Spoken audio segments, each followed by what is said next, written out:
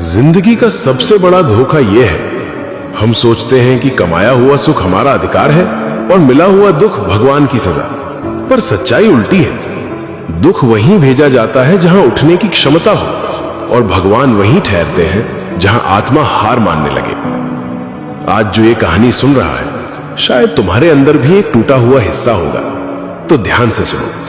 ये कहानी किसी एक लड़के की नहीं, ये हर उस आत्मा की है जिसे समय ने कड़ा बनाया है। एक लड़का, मेहनती, सरल, श्रद्धावान, पर किस्मत ने उसे सिर्फ इंतजार दिया और लोग ठहाके। कोई उसका श्रम नहीं देखता, सिर्फ पूछता, भगवान ने तेरे साथ ऐसा क्यों किया? और एक रात उसने आसमान से फुसफुसाया, महादेव, क्या मेरी भक्ति अधूरी थी? जवाब फिर भी खामोशी।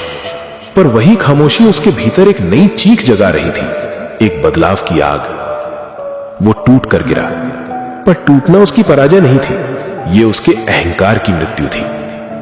रोते रोते उसने पुकारा, अगर भटक रहा हूं रोक लो, अगर गिर रहा हूं पकड़ लो, अगर हार रहा हूं जगा दो। और पहली लकीर यहीं बदली, जब जिंदगी का प्रश्न क्यों मैं रूपांतरित हुआ, अब मुझे क्या सीखना है। ध्यान की उस रात उसे शब्द नहीं मिले, पर एहसास मिला, साधक, मैं तेरी राह बदलने नहीं आया, तू जिस रास्ते पर है उसी को पवित्र बनाने आया हूं। यह संकेत था, भक्ति भागने का द्वार नहीं, टिके रहने का व्रत है। वो लड़का उठा, पर अब उसकी दृष्टि बदल चुकी थी। दुनिया जख्म दिखाती रही और वो अपने घावों में दीक्षा खोजने लगा। जिंदगी की असली चाल यही है, दुख मार्ग बदल देते हैं और भक्ति लक्ष्य। महादेव चमत्कार नहीं करते, वो इंसान के भीतर से पशु को हटाकर साधक पैदा करते हैं।